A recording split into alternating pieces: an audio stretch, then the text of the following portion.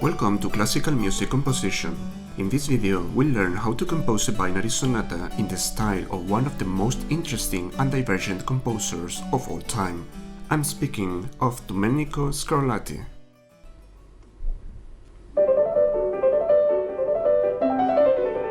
Scarlatti's keyboard sonatas are somewhat hard to classify. Loved as much as hated for their formal liberties and harmonic eccentricities, they are sometimes referred to as Iberian sonatas because of their similarities with those by contemporary Iberian composers such as Carlos Seixas from Portugal and Sebastián de Albero from Spain. This is, however, a slippery concept because these guys were much younger than Scarlatti and it's hard to tell exactly who influenced who. Early influences on Scarlatti must be tracked down to its birthplace, Naples, where he received his very first lessons from no less than Alessandro Scarlatti, his father and one of the most important opera composers of all time. In fact, many of the musical traits that are often regarded as eccentric in Scarlatti, especially with regard to his harmonic language, are best understood as part of the Italian keyboard tradition, which differed from other parts of Europe. One of the key figures on this matter was Francesco Gasparini, who was working with Antonio Vivaldi as teacher in the Ospedale della Pietà in Venice when the young Scarlatti visited the city in 1705. Gasparini's teachings on keyboard music, summarized in his famous treatise L'armonico pratico al cembalo, greatly influenced Scarlatti's early music language, as we shall see later. In 1719, Scarlatti arrived in Lisbon at the service of King João V of Portugal, where he became the personal music teacher of both his brother Antonio and the king's daughter, the young princess Maria Barbara of Braganza, a promising and skilled keyboard player who would later become Queen of Spain. Most of Scarlatti's sonatas were probably written under the service of Maria Barbara, first in Portugal, later in Spain, covering a time span of around 30 years, from the 1720s until Scarlatti's death in 1757. And this is another crucial point to understand Scarlatti's keyboard music, which was never meant to be published, but on the contrary, it served a pedagogical and entertaining purpose for the solely enjoyment of the Queen and the royal family. Unlike public music, which was supposed to be easy to understand and conform to certain popular trends, private royal music was a highly sophisticated and esoteric form of art meant for the ears of a few selected people. Musicians like Scarlatti were encouraged to surprise their exclusive audience with all kinds of oddities and formal liberties, and this is in part why Scarlatti's sonatas sounded so incredibly original to the general public when a few selected works by him got to be published in London in 1739. Unlike the classical sonata, which usually consists of 3 or 4 movements, Scarlatti's binary sonatas are single-movement works. They consist of 2 halves of similar length divided by a double bar in between. The first half is the exposition, which is also divided in 2 parts, each one of them in a different key and connected by a modulating transition. The second half is also divided in 2 parts. The first one is the development, which can be structured in many different ways and move through different keys, as we shall see later. The final part is the recapitulation, in which the musical materials that sounded in the secondary key during the exposition must be restated in the initial key. Notice how I didn't talk about the restatement of the sonatas beginning in the recapitulation, and that's because this part is usually omitted. In fact, out of more than 555 Scarlatti's sonatas, only one displays an actual recapitulation of the initial material. Opening themes in Scarlatti may sound more like an introductory material to our modern ears rather than proper thematic units in the classical sense. There are 2 main types of openings in Scarlatti. First, the call or fanfare, which imitates the sound of the brass instrument.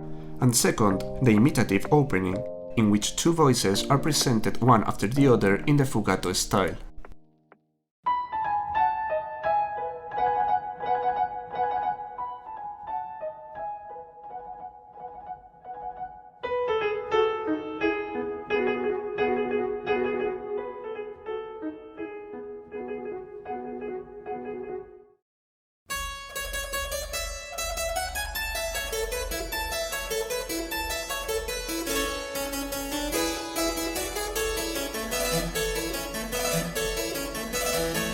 openings may or may not finish with a cadence. Sometimes there is a break between the section and the transition, and sometimes the first simply dissolves into the second.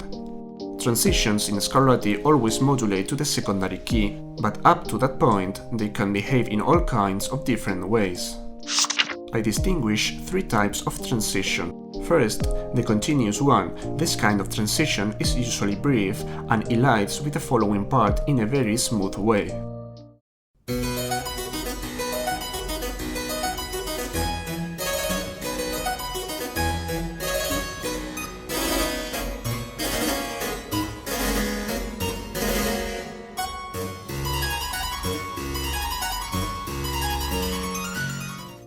Second, transitions with medial caesura. This means that at the end of the transition, we'll hear a clear break or rest, marking the separation between sections. In this kind of transition, it's very common to end with a half cadence in the secondary key's dominant.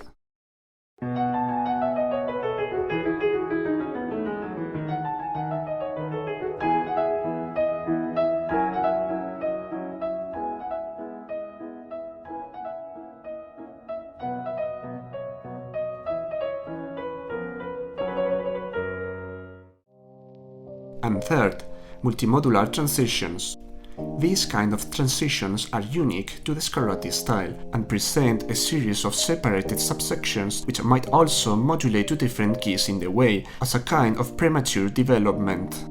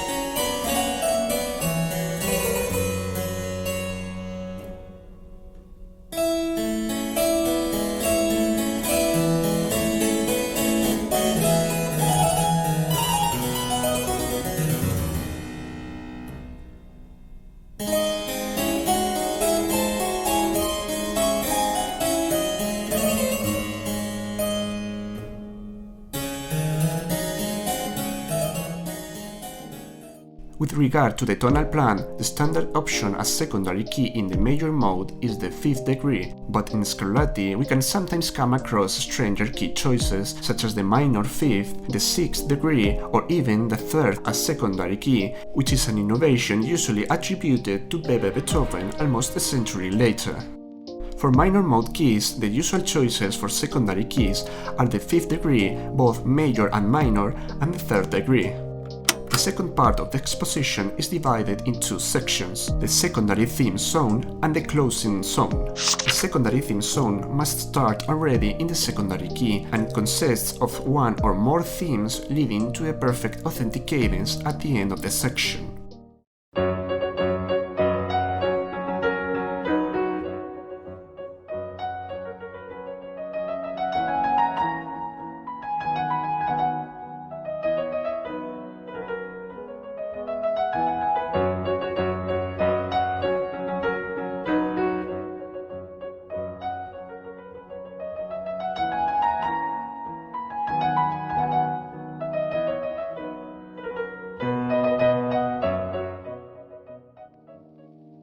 Once we reach the first satisfactory perfect authentic cadence that is not followed by a repetition, the last part of the exposition can begin, which is the closing zone. The closing zone is technically optional, but still appears in most of the sonatas. In this section, we usually have a series of codettas which function as closing material or epilogue. I distinguish two types of codettas. Thematic codettas, which are pretty much themes with a clear presentation and cadential function, and that are usually built as 4 or 6 bars long symmetric structures. And the short codettas, usually built by the repetition of 2 bars long ideas, which function as tonic prolongation and cadential passages.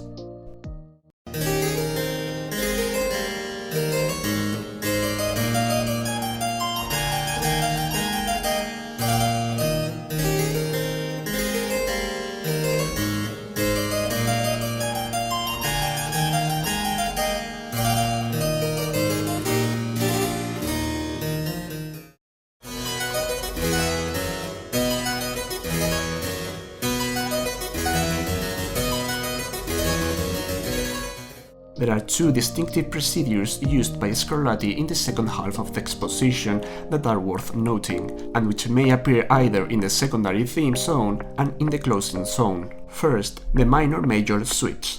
It's very common in Scarlatti to have one theme sounding in the minor mode of the secondary key, only to suddenly switch to the major mode when the next theme starts.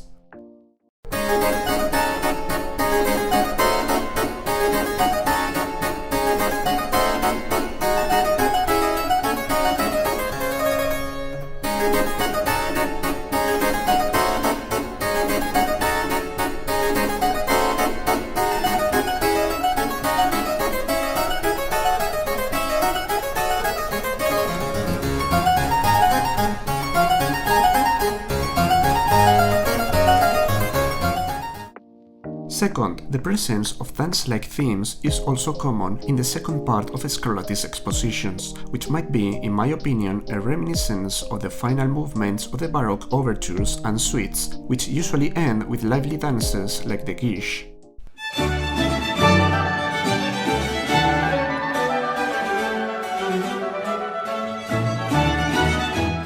In the case of Scarlatti's dance-like themes, he usually employs rhythmic patterns inspired by popular dances from Italy, Portugal and Spain, which adds a distinctive exotic flavor to them for the foreign ears.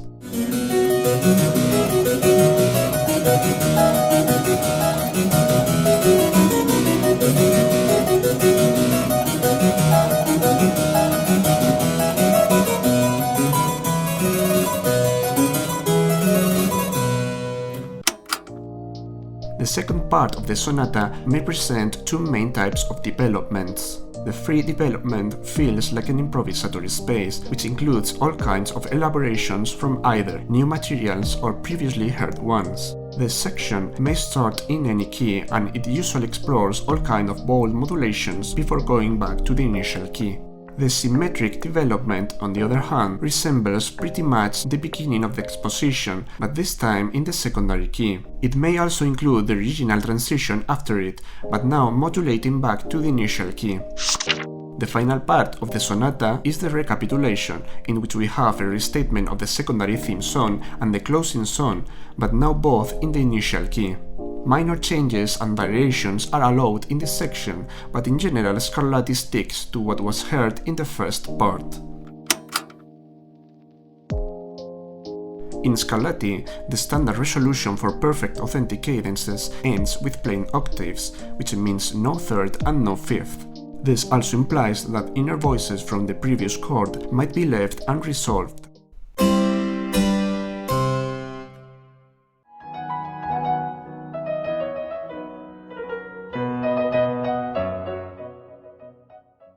In Scarlatti, the important perfect authentic cadences, like the ones that end the secondary theme song, are usually presented as cadential 6/4 over a leaping bass, just like in this example. If dominant sevenths appear, they are introduced as suspensions or passing tones that resolve by descending stepwise motion.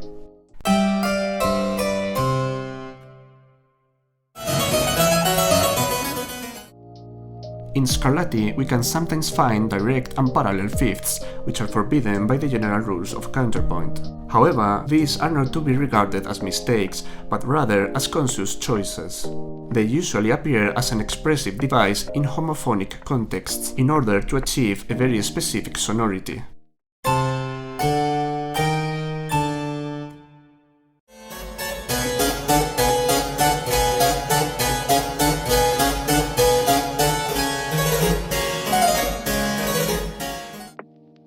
First described by Gasparini in his treatise Acciaccaturas in the Italian keyboard tradition, were a special type of dissonance that was considered highly spicy back then.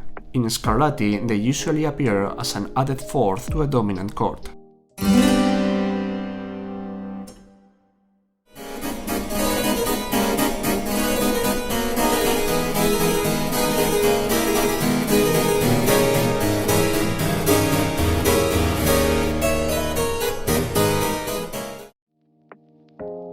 Scarlatti makes use of the repetition in a very creative manner, always looking for chances to surprise the audience.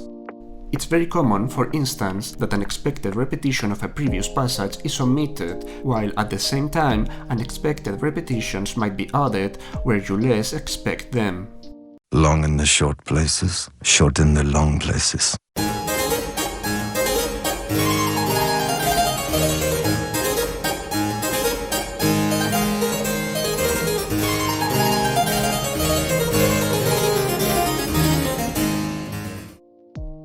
It's not uncommon to find passages where Scarlatti explores sonorities associated to modal scales, usually the Phrygian mode, which is the standard for the Spanish guitar music. These kind of passages are normally used in a very expressive and coloristic way.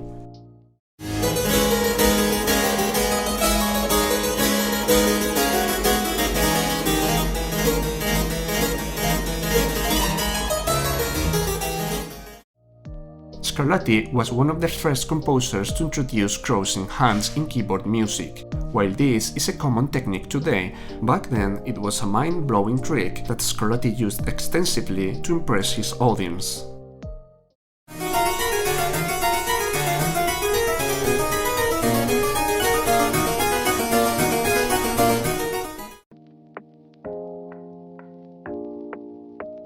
In order to illustrate how to compose a binary sonata in the style of Domenico Scarlatti, I'll use a previously composed work by me.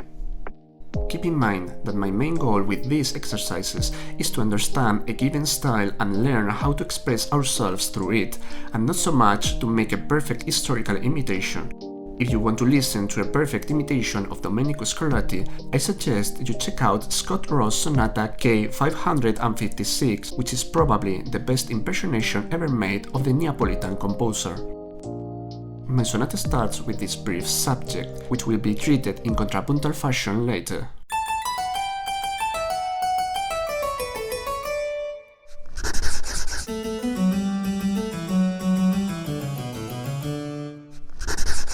Notice how my counter-subject includes crossing hands in the end, a recurrent feature in Scarlatti, as we already mentioned.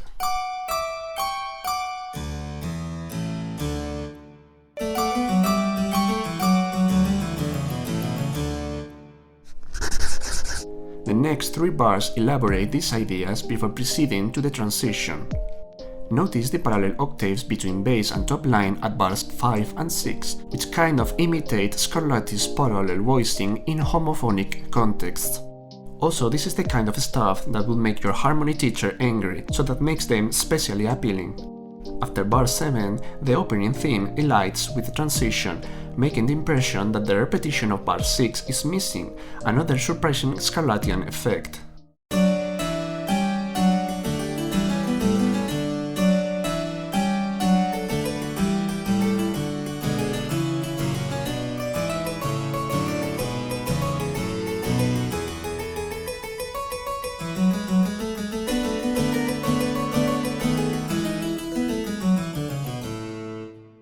As you can see, this is a medial caesura transition, with a clear texture break at bar 14 right after a structural half cadence on the dominant of the secondary key, A major. My secondary theme zone starts with another contrapuntal theme which imitates the beginning of the piece. The tonal goal of this passage is the perfect authentic cadence at bar 23, which closes the essential part of the exposition.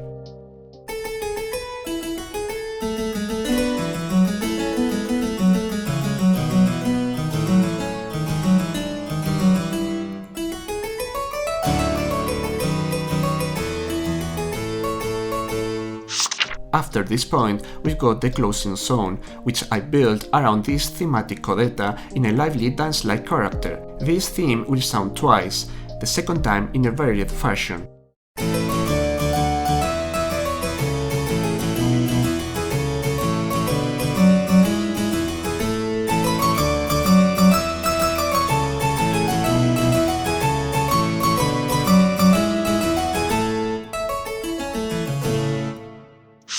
For the second part, I chose a symmetrical development, in which I'll essentially transcribe the exposition to the secondary key with some minor adjustments. The transition from the first part will serve now as a modulating passage to get back to the initial key. Let's see how this all sounds like.